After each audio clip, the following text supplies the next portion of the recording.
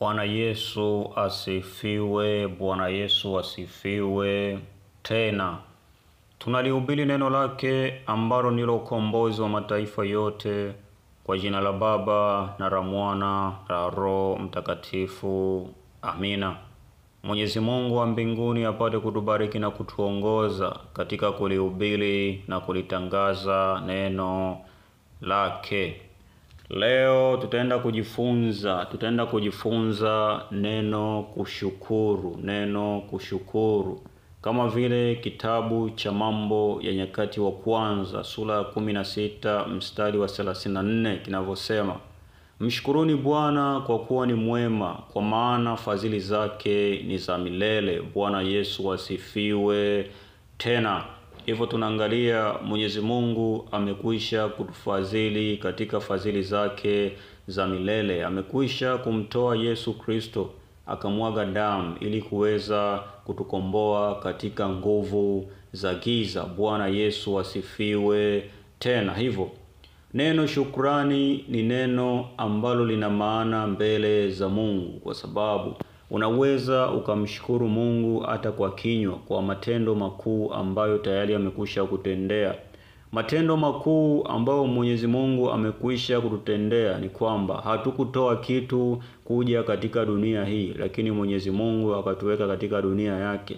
Pia hatukutoa chochote pale ambapo tayari tulikuwa tumeshamkosea, bali yeye alimtoa mwana wa pendo lake. Kwa pendo lake kutupenda sisi wanadamu, akaweza kumwaga damu ili tuweze kuokolewa katika nguvu za giza. Bwana Yesu asifiwe. Tena hivyo ni jambo jema kumshukuru Mwokozi wetu Yesu Kristo kwa kuweza kutukomboa kule utumwani, kule Misri, ambako tulikuwa tumetekwa katika nguvu za giza.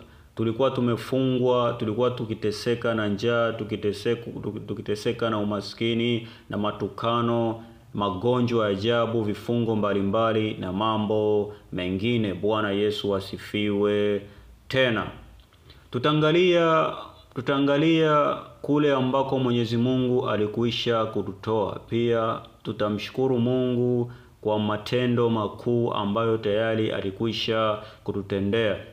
Tutaongozwa na kitabu cha Wakolosai sura ya 1 mstari wa 13. Kinasema kwamba naye alituokoa katika nguvu za giza, akatuhamisha na kutuingiza katika ufalme wa mwana wa pendo lake. Bwana Yesu asifiwe. Tena hivyo tunaangalia tulipokuwa tumezaliwa katika jamii, tulikuta kuna mambo ambayo yanaendelea, mambo ya kuabudu mizimu ambayo ndio miungu ambao Mwenyezi Mungu alikwisha kukataza, akasema ndimi Bwana Mungu wako, usiabudu miungu mingine. Hivyo tulikuta familia bado zinafanya hayo mambo. Hivyo na sisi tukaingia moja kwa moja, tukajitoa katika mioyo yetu, tukajitoa kwa nguvu kuiabudu ile mizimu. Lakini Mwenyezi Mungu kwa huruma na rehema zake, mateso ambapo yalikwisha kuzidi, umaskini, njaa na mambo mengine, Mwenyezi Mungu alikwisha kutuvuta na kutuweka katika njia ya Yesu Kristo, ambayo njia hiyo Mwenyezi Mungu mwenyewe ndiye aliyeihakikisha sisi tuweze kupita ili tuwe salama na tuwe na amani ya milele. Bwana Yesu asifiwe. Tena hivyo ikiwa kwamba yeye Mwenyezi Mungu anasema kwamba alituokoa katika nguvu za giza na kutuketisha katika ufalme wa pendo wa mwana wa pendo lake, ina maana kulikuwa kuna falme ambayo tulikuwepo, ambapo ndani ya dunia moja Mungu ameumba pande mbili, nuru na giza. Kinachotofautisha ndani ya kuishi katika dunia hii ni matendo ambayo yanatofautisha hivyo vitu. Matendo hayo ni mema na mabaya. Hivyo katika dunia moja unaweza ukaishi katika njia njema. Mwenyezi Mungu amekwisha kutoa njia. Katika njia mbili kuna nuru na giza. Hivyo katika upande huu wa giza ndiko aliko shetani, na maana huku ndiko tulikokuwa tunapelekeshwa naye. Bwana Yesu asifiwe. Tena tulikuwa tukizitii yale mambo yote ambayo shetani anakwisha kutuamuru sisi tufanye, kwa sababu walikuwa ameshika nafsi zetu. Hivyo Mwenyezi Mungu alitukomboa na kutuvuta katika ufalme wa nuru. Bwana Yesu asifiwe. Tena Pale ambapo tulikuwa tumelia sana magonjwa, tumelia sana kwamba hatupati mke mwema, hatupati mme mwema, pale ambapo tulikuwa tumelia kwamba sisi ni wajane na yatima, tulipokuwa tumelia pale tulipoumizwa na watu mbalimbali, pale ambapo tumeteswa na ushirikina na nguvu za giza mbalimbali. Mwenyezi Mungu katika kitabu cha Isaya sura 42 mstari wa 22 unasema kwamba lakini watu hawa ni watu walioibiwa na kutekwa, wote wamenaswa katika mashimo, wamefichwa katika magereza, wamekuwa mawindo wala hapana aokoaye, wamekuwa mateka wala hapana asemaye rudisha. Bwana Yesu asifiwe.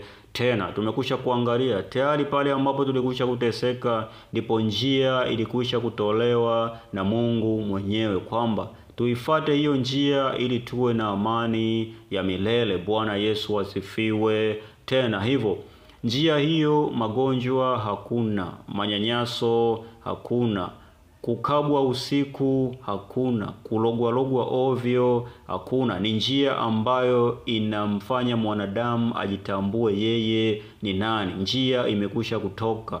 Hivyo tunamshukuru Mungu kwa hayo matendo makuu ambayo amekwisha kutufanyia. Wengine tulikuwa hatuna kazi, tumepata kazi. Tulikuwa hatujapata ndoa, tumepata ndoa. Tulikuwa tupo katika njia ambazo hazifai, Mungu akatuhamisha, si kwa nguvu zetu bali ni rehema za Mungu mwenyewe. Tulikuwa tupo katika kidogo kuangamia, lakini Mungu akatutoa katika huo uangamivu, akatuweka katika uzima wa milele. Bwana Yesu asifiwe. Tena hivyo hatukutoa kitu chochote, bali Mwenyezi Mungu alimtoa mwana wa pendo lake. Hivyo Mwenyezi Mungu anasema katika kitabu cha Zaburi sura ya 100 mstari wa 4 kinasema kwamba ingieni mlangoni mwake kwa kumshukuru, nywani mwake kwa kumsifu, mshukuruni, limidini jina lake. Zaburi 136 mstari wa 6 inasema kwamba mshukuruni Mungu wa mbingu, kwa maana fadhili zake ni za milele. Bwana Yesu asifiwe. Tena hivyo Mwenyezi Mungu anasema tumshukuru yeye, na hata kama mtumishi wa Mungu hauna kile kitu cha kushukuru, kwa mfano sadaka, kwa mfano hauna mali yoyote ya kushukuru, ipo kushukuru kwa kinywa. Unashukuru kwa kinywa. Mwenyezi Mungu anasikia sana wale watu ambao wanashukuru Mungu kwa kinywa. Lakini unaposhukuru kwa kinywa, ndugu, tayari jichunguze moyo wako kwamba moyo wako upo safi. Bwana Yesu asifiwe. Tena hivyo tunamshukuru Mungu kwa wale matendo makuu ambayo amekwisha kuweza kututendea, kuwaweka adui chini ya nyayo za miguu ya Yesu Kristo. Maonezi yote ambayo maadui zetu walikwisha kutuonea, dharau, magonjwa mbalimbali, pale pote ambapo walitudharau, pale pote ambapo ukoo ulikuwa hujaheshimika, Mwenyezi Mungu akaja kainua mmoja akaweka heshima. Bwana Yesu asifiwe. Tena hivyo ni jambo jema kumshukuru Mwenyezi Mungu wa mbinguni, kwa maana ametufadhili kwa fadhili zake za milele. Pale ambapo baba zetu walimtenda dhambi, alikuja akalehemu kizazi cha Yakobo. Bwana Yesu asifiwe. Tena